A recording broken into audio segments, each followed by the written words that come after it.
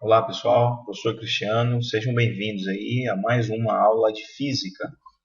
Muito bem pessoal, nessa aula de hoje nós vamos estar falando com vocês sobre o princípio de Stevens, tá certo? Bom, aparece aí na sequência, no vídeo, né, uma fotinha do Stevens, ok? Bom, tiramos aí uma breve biografia, tá, do Stevens. O Stevens nasceu em Bourges, tá certo? Ele se formou em engenharia. Após se formar, começou aí a dar aula de matemática e mais para frente ele foi nomeado aí como um engenheiro do exército holandês. O Stevens é o responsável por um dos princípios muito importantes da hidrostática, que leva o nome dele, que é o princípio de Stevens. Muito bem, pessoal. Vamos ver então como que funciona o princípio de Stevens. Então imagine vocês que a gente tem aqui um recipiente, certo? Esse recipiente contém aqui um fluido, por exemplo, água. E o objetivo desse princípio aí de Stevens é encontrar o valor da pressão resultante aqui, ó, no fundo do recipiente, aqui no ponto A, certo? Então, veja bem, quem é que está atuando sobre o ponto A? Quem pressiona o ponto A, quem pressiona a área dessa base aqui do recipiente é tudo que está acima dessa superfície. O que está acima dessa superfície? Está acima da superfície essa coluna de água ou de fluido e uma coluna de ar, que é a atmosfera. Vamos primeiro levar em consideração essa coluna de fluido. Então, para a gente relembrar aqui, ó, como é que faz para calcular a pressão, em aulas passadas nós mostramos para vocês que a pressão em um ponto qualquer pode ser calculada pela razão entre a força e a área, tá certo? Então aqui a gente tem a força, né? No caso aqui seria quem? É o peso dessa coluna de líquido. É o peso desse fluido aqui, certo? Aqui embaixo o ar representa a área da base. Bom, para calcular a força-peso, nós sabemos que a força-peso pode ser calculada pelo produto entre a massa e a gravidade, tá certo? Em aulas passadas nós mostramos para vocês também que a massa específica de um fluido é definida como sendo a razão entre a massa e o volume do fluido, certo? Então, se nós isolarmos aqui a massa nessa equação, a massa pode ser o produto de μ vezes V, ou seja, a massa específica pelo volume. Voltando nessa equação, então, eu faço a substituição. Onde tem a massa, eu coloco o produto μV, que multiplica G, tá certo? O volume desse fluido, como que eu encontro o volume de um fluido qualquer? O volume do fluido pode ser obtido pelo produto da área da base pela altura ou pelo desnível. Então eu vou pegar essa equação aqui, onde tem o volume, eu vou colocar a expressão do volume, que é a área da base vezes a altura, tá certo? O H. Muito bem. Como eu tenho a área multiplicando em cima e a área multiplicando embaixo, eu posso cortar as duas, tá certo? Cortando as duas vai ficar para mim essa expressão aqui, ó. Então, a pressão no ponto A, pressão hidrostática no ponto A, ela é definida por esse produto aqui, ó, μGH, ou seja, a massa específica do fluido, vezes a gravidade, vezes o H, que é a altura ou a profundidade, tá certo? Mas, nós temos aqui, acima do ponto A, este ponto B. O ponto B é o ponto que separa aqui, é a interface, né? Que separa aqui o fluido da atmosfera. Bom, então, quem é que está pressionando o ponto B? Pressiona o ponto B tudo que está acima do ponto B, ou seja, a atmosfera. Então, a pressão que atua sobre o ponto B é a própria pressão que é a atmosfera. Pronto, ó, sendo assim, eu posso já agora escrever a equação que define a pressão total no ponto A.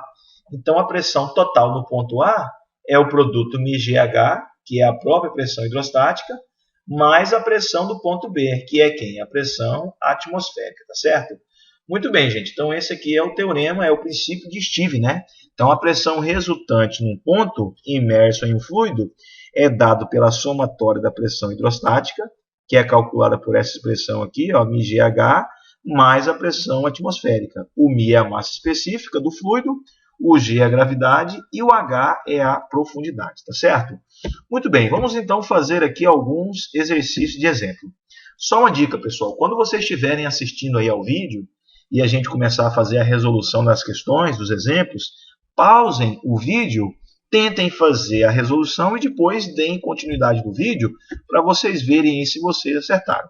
Então, vamos fazer então aqui a resolução dessa primeira questão. Bom, essa primeira questão diz o seguinte, ó, que pressão manométrica uma máquina deve produzir para sugar lama com uma massa específica de 1.800 kg por metro cúbico através de um tubo e fazê-la subir 1,5 metro?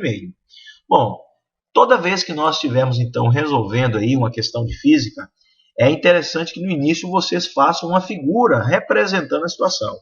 Então, para representar essa situação, eu coloquei aqui, né? Então, vamos supor que isso aqui é o tubo da máquina que vai fazer a sucção da lama, tá certo? Bom, então imagine que isso aqui é apenas o tubo e a lama está aqui embaixo, tá certo? A lama está aqui do tubo para baixo. Quem que está pressionando a lama? Quem pressiona a lama é a atmosfera, tá certo? Então, essa setinha aqui indica o quê? O peso da atmosfera que distribuído na superfície gera pressão. Lembrando que pressão é uma grandeza escalar, tá certo, gente? Essa setinha aqui ó, indica o vetor peso do ar. Bom, quem é que vai succionar a lama a partir dessa extremidade superior? É a pressão da bomba, ok? Então a pressão da bomba aqui vai succionar a lama que vai subir aqui em torno desse tubo. Muito bem. A altura desse conduíte aqui, ó, como ele trouxe aí no enunciado, é de 1,5 metro. Então está aqui, 1,5 metros. Bom, então para a gente calcular então a pressão que a bomba faz, a pressão que a bomba tem que fazer para que a lama possa subir todo esse tubo e sair lá em cima é a pressão hidrostática que a lama vai adquirir quando ela estiver aqui em cima. E para calcular a pressão hidrostática, nós vimos, ó, usamos essa equação aqui, ó, pressão hidrostática é igual a μGH, ok? Pronto, ó, então basta eu fazer a substituição. O μ é a massa específica do fluido, que ele deu aqui, ó, 1.800, já está na unidade oficial, então não precisa fazer a conversão. O G é a aceleração da gravidade, que vale 9,8, e o H é o desnível, ou seja, a altura que a coluna da lama vai ter que subir para sair aqui, ó, que é 1,5 metro, que ele deu também, está aqui. Ó. Pronto, todo mundo já está na unidade oficial. Fazendo a multiplicação aqui, eu vou encontrar esse valor aqui, 26.460 Pascal. A unidade oficial é Pascal ou Newton por metro quadrado. Por que a pressão apareceu negativa, pessoal? A pressão apareceu negativa porque quando você colocar aqui a bomba para ela succionar a pressão, o que ela vai ter que gerar dentro do líquido? Ela vai ter que gerar dentro do líquido uma espécie de um vácuo. Ela tem que succionar. Então, se ela tem que succionar, essa pressão é uma pressão negativa. Que aí cria-se aqui no interior uma pressão negativa e a atmosfera empurra o líquido aqui ó, para o interior do conduíte, né, do cano, e faz com que ela suba. Por isso que a pressão que nós encontramos é negativa. Tá certo? Então, esse foi um primeiro exemplo, né, da parte do teorema de Stirling. Vamos fazer mais um exemplo aí. O segundo exemplo diz o seguinte, ó, 2 recipientes cilíndricos com as bases no mesmo nível contêm um líquido de massa específica 1,3 vezes 10 ao cubo, quilograma por metro cúbico. A área de cada base é 4 cm², mas em um dos recipientes a altura do líquido é 0,854 metros e no outro 1,56 metros. Determine o trabalho realizado pela força gravitacional para igualar os níveis quando os recipientes são ligados por um tubo. Ok? Bom, mais uma dica. Ao assistirem o vídeo, pausem o vídeo e tentem fazer primeiro a questão. Depois deem continuidade no vídeo para vocês verem se acertaram. Bom, então mais uma vez a nossa dica é que no início, ao se resolver a questão, façam uma figura para que vocês vejam aí a representação do que traz o enunciado. Bom, então a configuração inicial do nosso sistema é esse aqui, gente. Está aqui, ó. Eu tenho dois fluidos, né, contidos aqui no interior desses recipientes, né, fluidos iguais. Só que no primeiro recipiente, a altura do fluido é 0,854. Já no segundo recipiente, a altura do fluido é 1,56.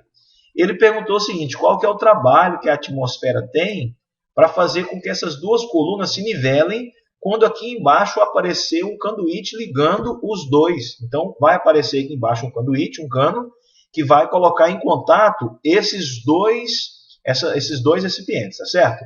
Quando esses dois recipientes, então, entrarem em contato, vamos lá, então, ver o que vai acontecer. Então, está aqui, né, a configuração inicial do sistema, os dois canos, os dois fluidos ainda com desnível. Qual o valor do desnível que existe entre os dois fluidos? É esse aqui, ó, ΔH igual a 0,706. Como que você obtém esse ΔH? Basta você pegar essa altura maior e subtrair da altura menor, tá certo? Qual a configuração do sistema quando os dois líquidos se igualam? Aqui, gente, ó. Essa é a configuração final do sistema. Agora, os dois líquidos, depois de ter colocado aqui embaixo esse conduíte, vão adquirir a mesma altura. Por que que eles adquirem a mesma altura? Porque essa primeira coluna aumentou a sua altura e a segunda coluna, que era maior, diminuiu. Quanto que a primeira aumentou? Quanto que a segunda diminuiu? A primeira aumentou exatamente a metade do desnível. E a segunda diminuiu também exatamente a metade do desnível. Então, se você somar o que a primeira aumentou mais o que a segunda diminuiu, é o desnível inicial que havia entre eles. Então, esta é a configuração final do sistema. Muito bem, vamos então fazer o cálculo que ele pediu, que é o trabalho. Está aqui, gente. Na física 1, vocês viram que o trabalho pode ser encontrado pelo produto da força pelo deslocamento. Mas quem que é a força que vai realizar o deslocamento dos líquidos? A força que realiza o deslocamento dos líquidos é o próprio peso deles, tá certo? Como que eu encontro a força-peso de um objeto qualquer? Massa vezes a gravidade. Então tá aqui, ó. Onde tem força eu coloco o mg, tá certo? Mas eu preciso isolar essa massa aqui, porque eu não sei quanto que vale a massa do fluido. Nós vimos em aulas passadas que a massa específica ou densidade de um fluido é definida como sendo a razão entre a massa e o volume. Se eu nessa equação aqui isolar a massa, vai ficar assim, a massa é igual a mv. Então eu venho aqui na equação, onde tem massa, eu posso colocar esse produto, ó, v vezes mi, ou mi vezes v, tá certo? Fazendo isso vai ficar para mim essa nova equação, ó. Então onde tem m eu botei mv vezes gd, tá certo? Mas como que eu faço para calcular o volume do fluido que foi deslocado? Muito bem. Nós vimos também, né, que o volume de um objeto qualquer pode ser definido como sendo o produto da área da base pela altura do objeto, certo? Então, onde tem aqui o volume, eu vou colocar aqui, ó, a área da base vezes o d, que é a altura, que é o desnível, certo?